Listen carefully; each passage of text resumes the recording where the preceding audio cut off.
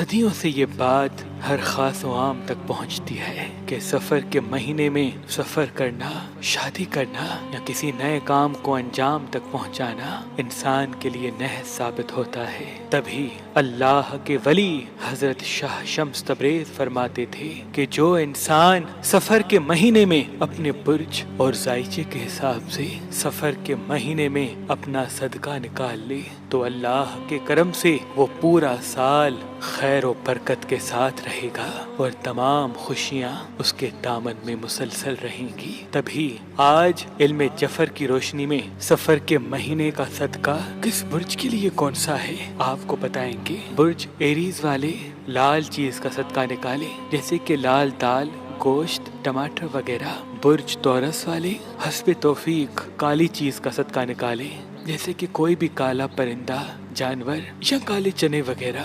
برج جیمنائی والے سفید چیز کا صدقہ نکالیں، جیسے کہ دودھ، چاول، انڈا وغیرہ۔ برج سرطان والے سبز چیز کا صدقہ نکالیں، جیسے کہ سبزیاں، باجرہ وغیرہ۔ برج لیو والے کسی بھی خون والی چیز کا صدقہ نکالیں، جیسے کہ مرغی کا گوشت یا کسی بھی حلال جانور کا گوشت وغیرہ۔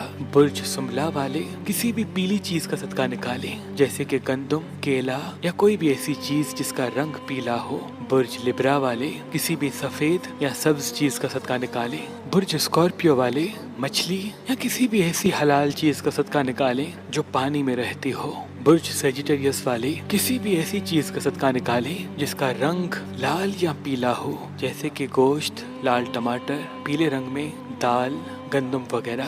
برج کیپریکون والے پانی کا یا دودھ کا صدقہ نکالیں، اور یہ کسی بھی سفید چیز کا صدقہ بھی نکال سکتے ہیں۔ برج ایکویریس والے کسی بھی اناج کا صدقہ نکال سکتے ہیں، لیکن اگر اس اناج کا رنگ سبز ہو تو بہتر رہے گا، جیسے کہ باجرہ وغیرہ۔ برج پائسز والے اگر مچھلی کا یا گوشت کا صدقہ نکالتے ہیں تو اللہ کے کرم سے سفر کے تمام نحس اثرات ان سے دور رہیں گے۔